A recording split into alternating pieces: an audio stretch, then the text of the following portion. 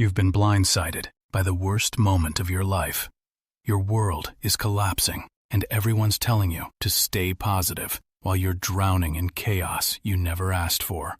But what if the secret to transforming these moments isn't fighting the storm, but making one perfect move within it? Welcome to the Modern Sages, Ancient Wisdom, Modern Application. Today, how a shipwrecked merchant, an enslaved philosopher, and a fictional wizard discovered the same life-changing principle. What modern psychology confirms about human resilience, and your 2-minute practice to master your worst moments. Picture this, your Zeno of Citium, and it's 301 BCE. You've just watched your entire cargo ship, your life's work, your fortune, everything, disappear beneath the waves off the coast of Athens.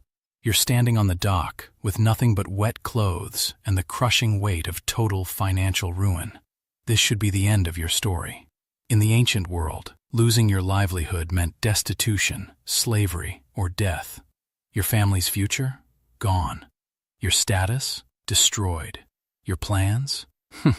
The sea doesn't care about your plans. But here's where Zeno does something that changes the course of human thought for the next 2,300 years. Instead of cursing the gods or drowning his sorrows, he walks into an Athenian bookstore and picks up the works of Socrates. He reads about a different kind of wealth, one that can't sink with ships. And hey, quick question for the regulars. Have you ever had a moment where losing something led to finding something better? Drop it in the comments.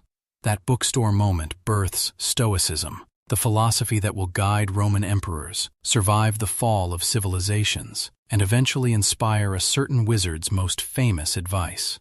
Because Zeno discovers something profound. You can't choose the storm, but you can always choose your move. Fast forward 3 centuries. Meet Epictetus, born around 50 CE in what's now Turkey. But unlike Zeno, Epictetus doesn't lose his freedom in a single dramatic shipwreck. He's born without it. He's a slave.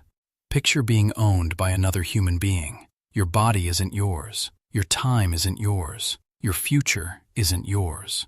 And one day, your master decides to twist your leg, slowly, methodically, just to watch you suffer. The pain is excruciating. Your leg is about to snap. What do? Scream? Beg? Fight back and face execution? Epictetus does something that stops everyone in the room cold. As his leg is being twisted, he calmly says to his master, "You will break it." The master keeps twisting. The bone snaps. And Epictetus, through the blinding pain, simply states, "There, I told you so."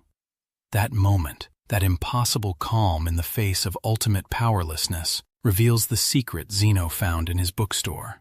There's something inside you that no storm can touch, no ship can sink it, no master can own it. It's your power to choose your response. Epictetus calls it the dichotomy of control, and it's brutally simple. There are things up to you and things not up to you. That's it. Everything, every situation, every crisis, every moment of your life falls into one of these 2 categories. Not up to you. What happens to you? The storm, the shipwreck, the broken leg, the diagnosis, the layoff, the betrayal, the accident. Up to you. What happens through you? Your judgment about it, your response to it, your next move within it. But here's what most people miss about Stoicism. It's not passive acceptance. It's not grin and bear it. It's the most empowering philosophy ever created because it hands you the only power that matters, the power to be unbreakable.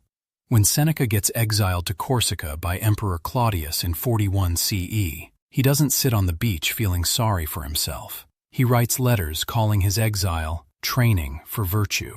When Marcus Aurelius faces plague and war across the Roman Empire, he writes in his private journal that obstacles become the path forward. They're not denying reality, they're conquering it by choosing what it means. Now, you might be thinking, this is ancient philosophy. What does this have to do with my actual problems? Let me tell you about a psychiatric professor named Viktor Frankl. It's 1944, and Frankl is trapped in Auschwitz. His parents, his brother, his pregnant wife, all murdered by the Nazis.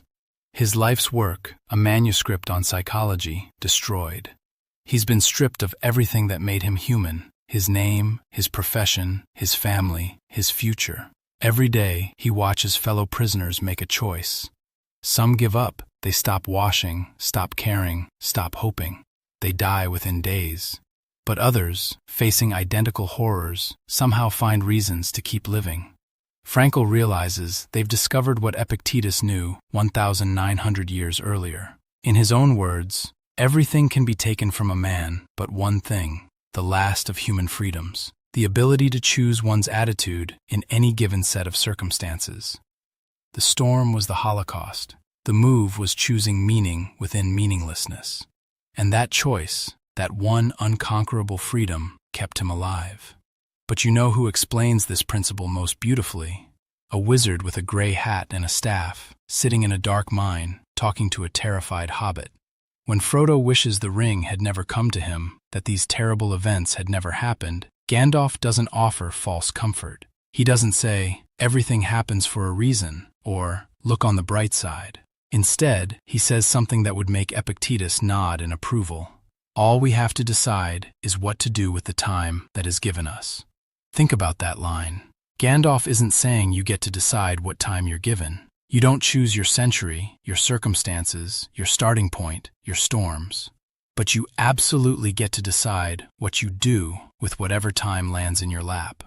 That's the dichotomy of control in Middle-earth terms. The ring exists, not up to you. Sauron is rising, not up to you. Darkness is spreading, not up to you. But what you do about it, that's completely, utterly, unshakably up to you. And here's what's fascinating. Modern psychology has proven exactly what these ancient philosophers intuited. Researchers studying resilience have found that the single strongest predictor of psychological survival isn't intelligence or wealth or even social support. It's what they call an internal locus of control, the belief that your actions matter more than your circumstances. Frankl's logotherapy, developed after the camps, became one of the most effective treatments for depression and anxiety precisely because it teaches this Stoic principle. You can't always choose what happens, but you can always choose what it means and how you respond. This isn't just ancient philosophy, it's backed by modern neuroscience. Now for the 2-minute practice. Open your notes app or grab a piece of paper. I want you to think about the biggest challenge you're facing right now, your current storm. Now write these 2 sentences, filling in the blanks. Not up to me. Write down everything about this situation that you truly cannot control. The other person's response, the economy, the diagnosis, the past, other people's opinions. Up to me. Write down everything you can control, your effort, your preparation, your attitude, your next conversation, your daily habits. Do this now. Pause the video if you need to, because here's what happens. The moment you see these 2 lists clearly, you stop wasting energy on the first list and start investing it in the second. That's the move within the storm. Here's the principle in one line. You can't choose your storms, but you can always choose your move. Here's what to try. Make your 2 lists whenever you feel overwhelmed. Channel all your energy into the up to me column and watch what happens. The storm doesn't get smaller, you get stronger. Now I'm curious, what's harder for you? Accepting what you can't control or taking action on what you can? Drop your answer like this. Harder for me. One thing I'll focus on this week. If you want more ancient wisdom with modern application, subscribe. We post daily.